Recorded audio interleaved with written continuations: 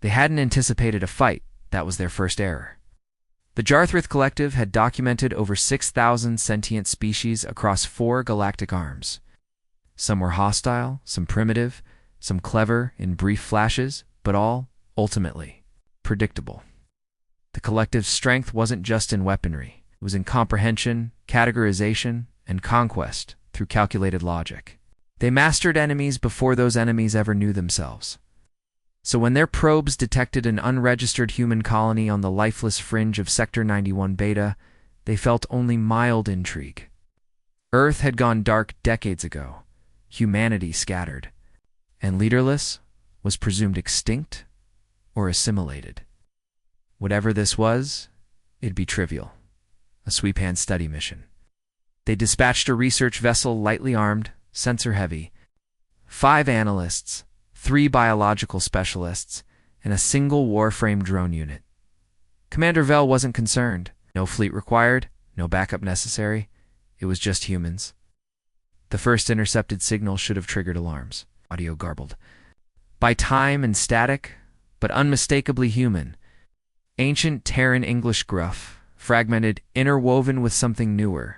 Maybe dialects, maybe something else entirely. Hold the line.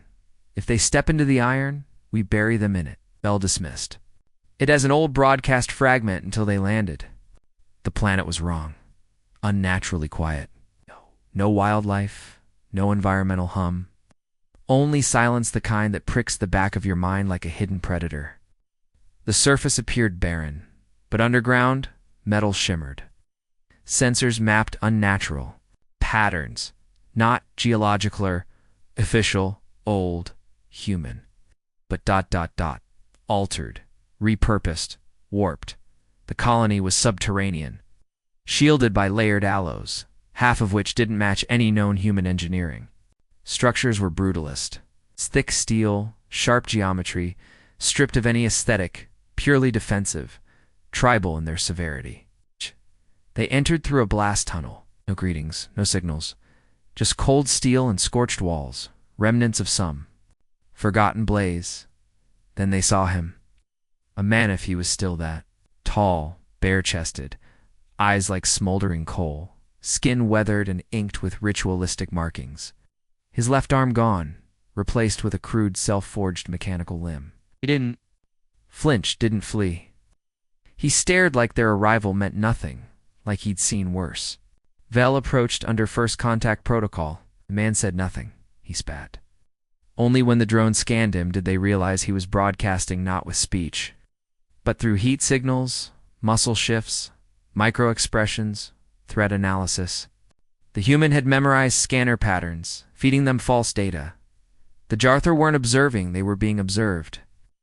Vel ordered recon units deeper into the colony. That was mistake number 2. Within 2 hours, contact with all 7 recon bots vanished. No alarms, no damage, just blackouts. Then they found the symbols etched into walls, seared into metal. Not random, not decorative warnings. You came to dissect, came to evolve. No gods, no masters, only steel and bone. One analyst panicked, tried to beam data to the mothership. The signal never made it. A human boy, barely 16 by estimate entered, placed a homemade EMP on the relay, and smiled before it detonated. He didn't speak, but the look he gave them hit harder than any weapon. Pity. That's when Vel realized something was wrong. These weren't survivors, not refugees. This wasn't a colony waiting for Earth's return. It had taken root, forged gods from metal, made war their culture, raised children on fear, rage, and strategy. Now that they'd been discovered, they were hunting. The Jarthr vessels. Briefing room was silent, lit only by the holofeed replaying the footage, the boy entering the relay chamber, dropping the EMP, watching the chaos. He didn't flinch at the blast. Didn't scream, Commander Vel. Cut the feed with a sharp wave. This isn't a colony, he muttered. It's a damn trap. The analyst sat frozen. Their training hadn't prepared them for this. Humans. We're supposed to be unstable, emotional, clever in flashes, but inferior in total. What they'd encountered was none of that. There was a stillness to these colonists, a discipline not military, but colder, deeper, instinctual. These humans, one analyst whispered, voice shaking, they didn't just survive. They adapted. Quieter than any predator we've ever logged, Vel snapped. Smarter than they should be. The biospecialist adjusted his visor. They modified themselves. That man's prosthetic. Fused directly with neural tissue, no signs of rejection. They've engineered self-integrated cybernetics. They're centuries ahead of human baseline. Vel stayed silent, eyes locked on the partial colony map. Barely 10% mapped. The rest, blocked by signal interference and environmental distortions, which meant one thing. They were only seeing what the colonists wanted them to see. Surface protocols, Vel barked. The ship's AI K-17, a cold, semi-sentient node, projected structural overlays. Corridors overlapped, led to dead ends. Airlocks that didn't exit, only opening into sealed chambers. It was a design for confusion, a psychological labyrinth. They built a maze, a tech whispered, like they knew someone would come, like they've been waiting. Vel's voice turned grim. They weren't waiting for us. They were waiting for anyone. Below in the colony depths, the children trained in silence. Garen stood barefoot in a pressure chamber, his chest a canvas of deep scars lines like flesh-etched scripture. His voice was coarse gravel, hands like stone. "What's the rule?" he asked 5 boys kneeling before him.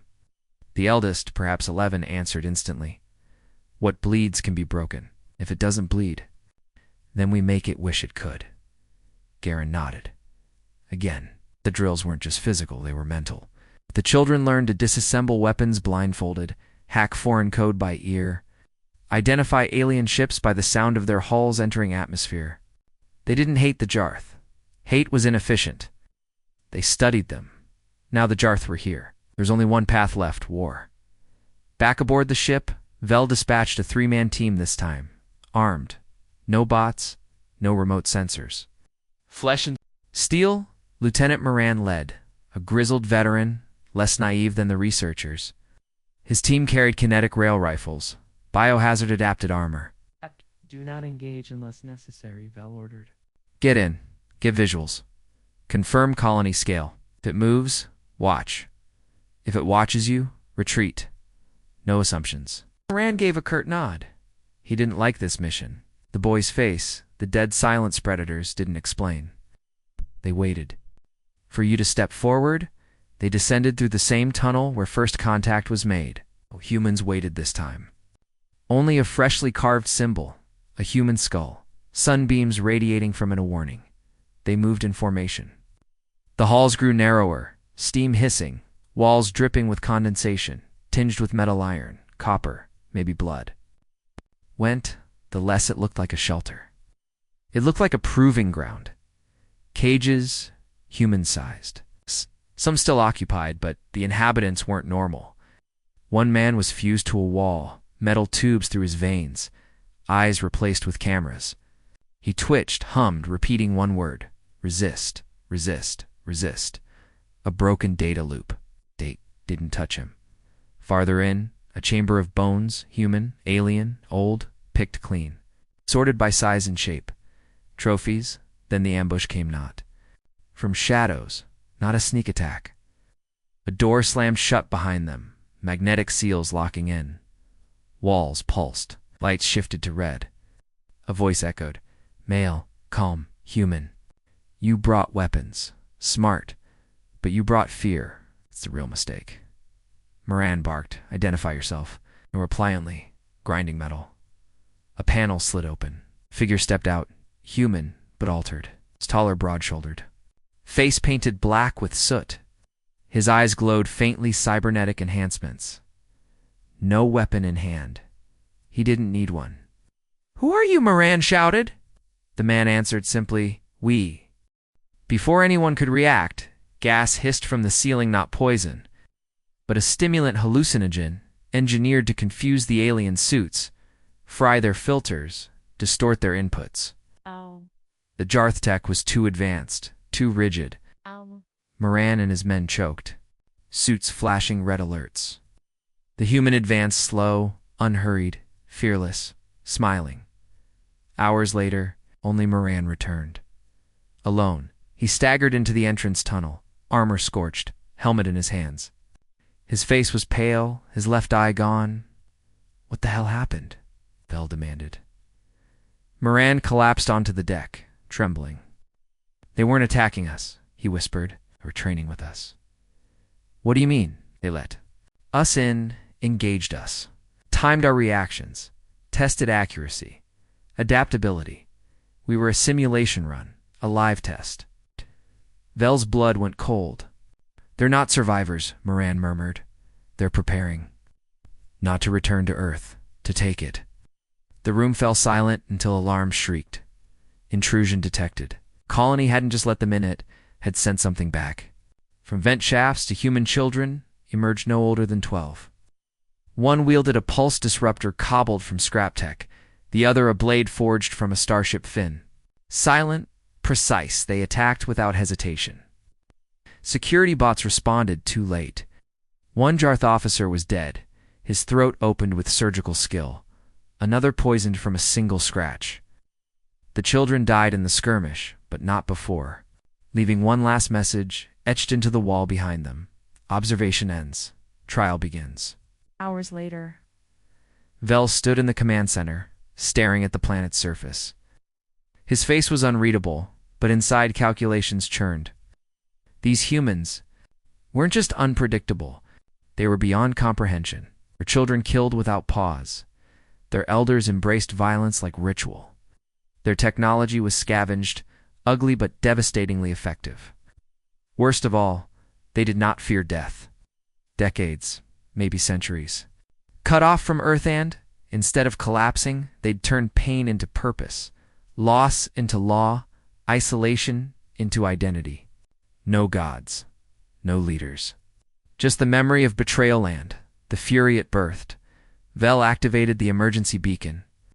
"This is Commander Vel of the Jarthra Collective.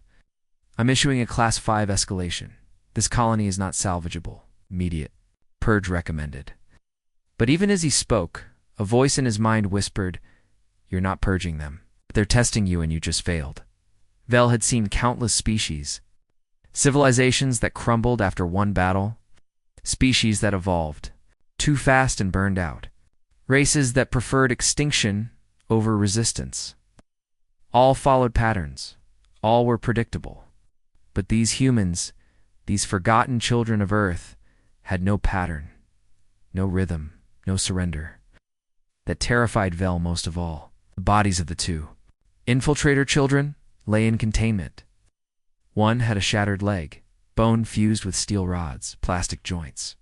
The other had a heart enlarged by genetic design, Weiss normal mass, built for speed, strength.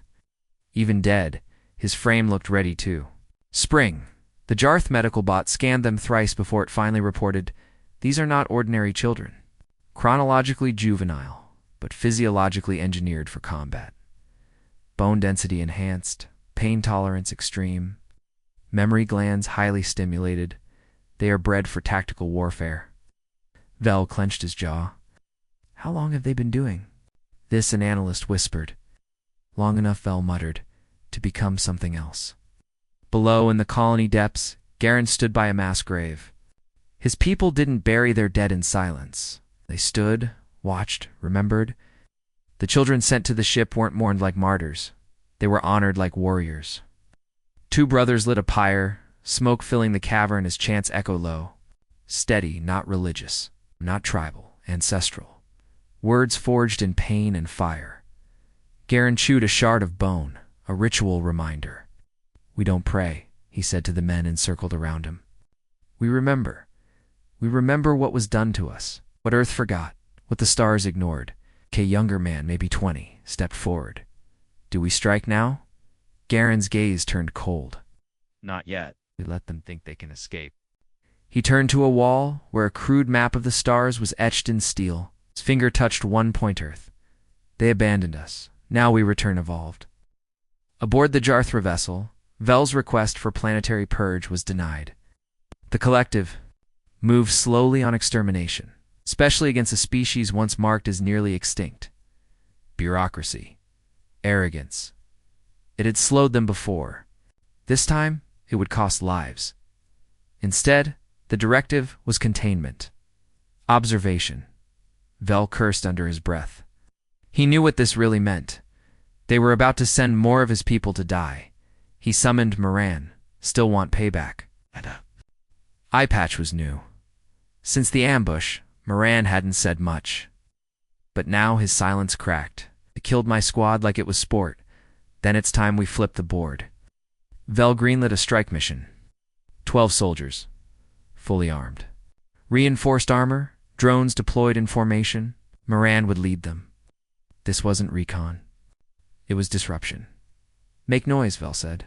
Burn their tunnels. Force them out. And if they don't come, Vel didn't hesitate. They will. They entered through an upper hatch a different route than before. The colonies. Architecture defied uniformity. Each section looked like it was built by a different mind in a different era. And yet everything fit. No wasted paths. No excess. Every hallway had a purpose. The strike team moved corridor by corridor through abandoned classrooms, crude metal forges and meditation chambers thick with smoke and strange rhythmic chanting. But not a soul in sight. Too quiet. Wrong then. The drone feeds died. All of them. At once, Moran didn't wait. Stack left. Guns up. And then the floor moved. Not a trapdoor, the floor itself. Shifted, groaned, cracked apart like something alive. 2 soldiers fell screaming into the black below. One hit a wall and bounced upward, bleeding, legs shattered.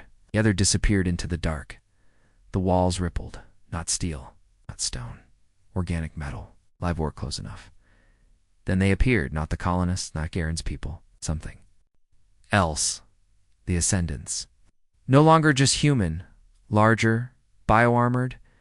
Their eyes glowed with tech-fused retinas, skin plated like living alloy. These were the ones forged in the lab sectors. The experiments that had never stopped. They didn't speak. They didn't roar. They attacked. Not as beasts, as soldiers. Synchronized. Brutal. 3 soldiers were dead within seconds. One had his rifle forced through his own mouth, his killer. Using his own armor as leverage, grinning as he fell. Moran fired point-blank into one's chest. It stumbled, paused, looked down at the wound. Then it smiled. Enjoyed it. Moran screamed into his cums. Evac now! Fall back! You're not just human anymore. On the ship, Vel watched the live feed, his jaw clenched. Screams echoed through the command center. Retreat, he ordered. Now, only for returned. Moran dragged a soldier missing a leg. Blood smeared across the deck. The other 2 survivors stared blankly, eyes unfocused, lips trembling, shocked, shattered, silent. Ask. ChatGPT. Strike to finish the job. But Garen shook his head. No, not yet. We don't want them dead. We want them desperate. He traced a line from the colony's center to the ship's orbital path on the wall map. We cripple them just enough. Wound the mind, not the body. Malric's eyes narrowed. Psychological siege. Garen nodded. They'll call for reinforcements. When the collective sends more, that's when we open the gates. The others murmured agreement. The core didn't strategize like generals. They strategized like predators watching prey grow weary. Back aboard the Jarthra ship. Vel still stared at the external feed, the inverted war crest scorched into the planet's surface. The taunt written in crude English. Now we test you. The ship trembled as internal fires still burned unchecked. K-17's synthetic voice reported multiple critical systems offline. Hull integrity compromised. Atmospheric retention at 63%. Vel remained silent, watching the colony glow with growing energy readings, heat, signatures, signal distortions. Jamming fields, they're not just defending, a bridge officer whispered. They're preparing for war. Vel clenched his fists. He'd broken protocol, broken law, and it wasn't enough. He turned to K-17. Estimate how long until they can fire again? Unknown, the AI replied. Improvised too quickly for predictive models. Vel's jaw tightened. signaled the collective, Priority Alpha, we need fleet support. By the time they respond, Moran muttered, we'll be dust. Vel said nothing, because he knew Moran was right. On the planet, the Corps continued their council. Garrick asked, if we're not striking again yet, then what? Garen smiled faintly. We make them think we're everywhere, make them fear the air itself, exhaust them. He glanced up toward the ceiling as though he could see the crippled Jarthra ship hanging in the sky. They'll either send more ships, or they'll leave and tell the stars what they found here. And when they do, Malric asked. Garen's smile turned grim, beliefs. But the truth was simpler. Forgotten didn't need saving. They needed reminding. And now the galaxy would remember them. Back aboard the Jartha vessel. Vel stood in the observation deck, eyes distant, mind calculating. Moran's last words echoed in his skull. Get off this planet before they let more of us live. Yet Vel knew retreat wasn't an option. Not for him, not for the Jarthra pride. The collective wouldn't pull back. It'd send reinforcements, bureaucracy permitting. But by then, the humans would be ready for more than just soldiers. They'd be ready for fleets. In the colony, Garen and the Corps worked without pause. The crate of scavenged Jarth tech was just the beginning. They were crafting not weapons, but messages symbols forged from steel and blood. Warnings written in forms no alien culture had ever deciphered. Elric traced the carved word on the steel. Remembered. We'll make them see us, he said. Garen corrected. We'll make them fear us. Because in the dark, beneath the soil of a planet, the galaxy marked as dead, humanity wasn't just surviving. It was sharpening its teeth. Ask ChatGPT, they weren't hostages. We're witnesses. Tell your collective what you saw here, Garen ordered, his voice low but unflinching. Tell them Earth didn't forget us.